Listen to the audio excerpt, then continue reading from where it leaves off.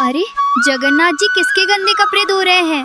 आइए देखते हैं इस कथा में। बहुत साल पहले पुरी के एक गांव में रहते थे हमारे माधव दास जी। एकदम अकेले, न आगे नाथ न पीछे पगहा, बस दिन रात जगन्नाथ जगन्नाथ। समुद्र के किनारे परे रहते थे और मंदिर के सिंहद्वार पर घंटों खड़े होकर बस टुकुर टुकुर महाप्रभु को देखते रहते। अरे प्रभु, आप ही माई हो, आप ही बाप हो। लेकिन हमारे जगन्नाथ जी को भक्तों की परीक्षा लेने में, उन्हें थोड़ा सताने में बड़ा आनंद आता है। बैठे बैठे सोचा, माधव का प्रेम तो पक्का है, लेकिन थोड़ा और पकाते हैं। और दे दी माधव दास जी को भयंकर बीमारी। ऐसी वैसी बीमारी नहीं, सीधा अतिसार। अब माधव दास जी अपनी झोपड़ी में पड़े हैं, न हिल पा रहे हैं न डुल पा रहे हैं। हालत ये हो गई कि जहाँ लेटे हैं वही कपड़े गंदे हो रहे हैं। आसपास के लोग जो कल तक बाबा जी करते थे, वो अब नाक पर कपड़ा रख के निकल रहे हैं। बोले, अरे राम राम, कितनी बदबू आ रही है, उधर मत जाना। माधव दास जी लेटे लेटे रो रहे हैं। हे प्रभु, अब तो उठा लो, ये शरीर अब चलता नहीं और ये गंदगी मुझसे देखी नहीं जाती।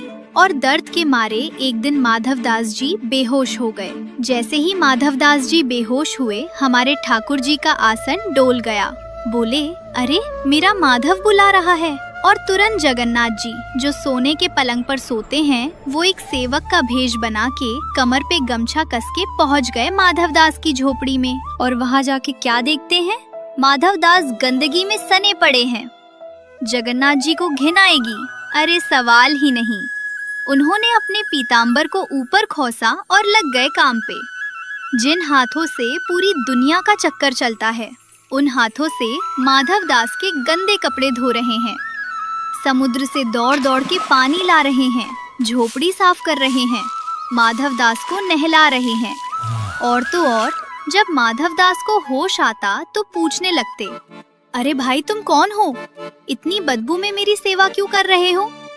ठाकुर जी मंद मंद मुस्कुरा के बोले, अरे बाबा, हम तो सेवक हैं। पता चला तुम बीमार हो तो चले आए, तुम चुपचाप पड़े रहो। माधव दास जी सोचे, बड़ा भला आदमी है। एक दिन माधव दास जी को थोड़ा आराम मिला तो देखा वो सेवक पैर दबा रहा है। लेकिन उस सेवक के शरीर से जो खुशबू आ रही थी, तुलसी, चंदन और कपूर की। माधव दास जी का माथा ठनका। बोले, ये खुशबू तो मेरे मंदिर वाले की है। ध्यान से देखा तो वो बड़ी बड़ी आंखें, वो ही मंद मुस्कान। माधव दास जी ने झट से हाथ पकड़ लिया। बोले, पकड़े गए प्रभु, ये आप हैं? और फूट फूट के रोने लगे। हे नाथ, आपको शर्म नहीं आती? आप त्रिभुवन के मालिक होके मेरे गंदे कपड़े धो रहे हो, मेरी गंदगी साफ कर रहे हो। मुझे नरक में डाल देते, पर ये पाप क्यों चढ़ा रहे हो मेरे सर पे? जगन्नाथ जी हंस के बोले, अरे माधव, भक्त और भगवान में काहे का ऊंच नीच? जहाँ मेरा भक्त वहाँ मैं। माधव दास जी बोले, वो सब तो ठीक है, पर आप तो सर्वशक्तिमान हैं। चाहते तो एक चुटकी बजाते मेरी बीमारी गायब हो जाती। खुद गंदे कपड़े धोने की क्या जरूरत थी?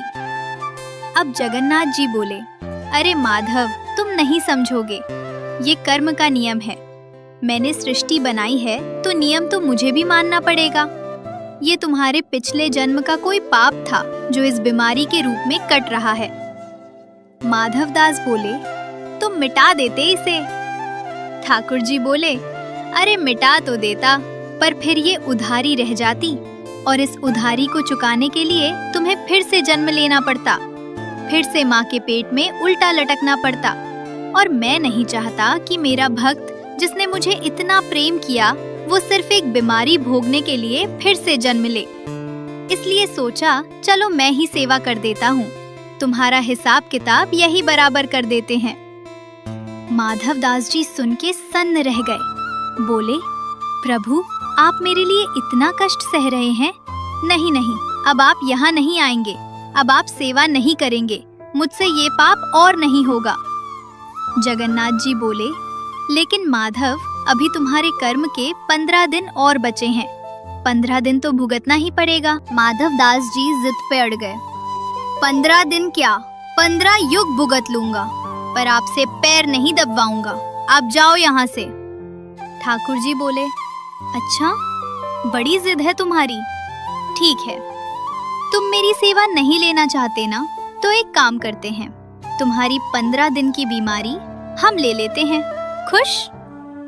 इससे पहले कि माधवदास कुछ बोलते, ठाकुर जी वहाँ से गायब और इधर माधवदास के शरीर में बिजली दौड़ी। एकदम चंगे हो गए, खड़े होके नाचने लगे। अरे मैं तो ठीक हो गया। दौड़े दौड़े मंदिर गए कि प्रभु को धन्यवाद करूं। मंदिर पहुंचे तो देखा सन्नाटा है। पंडा पुजारी मुंह लटकाए बैठे हैं। माधवदास बोले, अरे दरवाजा क्यों बंद है, दर्शन करने दो। पुजारी बोले, क्या दर्शन करोगे माधव? महाप्रभु को 104 डिग्री बुखार चढ़ गया है। अभी राजा को सपना आया है कि प्रभु ने अपने भक्त की बीमारी ले ली है। अब वो 15 दिन तक रजाई ओढ़ के सोएंगे, काढ़ा पिएंगे। माधवदास जी वहीं सिंहद्वार पर पछाड़ खा के गिर पड़े। हाँ राम, मेरी बला अपने सर ले ली। और तभी से ये नियम बन गया। आज भी साल में एक बार स्नान यात्रा के बाद जगन्नाथ जी बीमार पड़ते हैं। इसे अनसर कहते हैं। 15 दिन तक मंदिर बंद रहता है। भगवान को बुखार आता है, वैद्य आते हैं, काढ़ा पिलाया जाता है, फलों का रस भोग लगता है।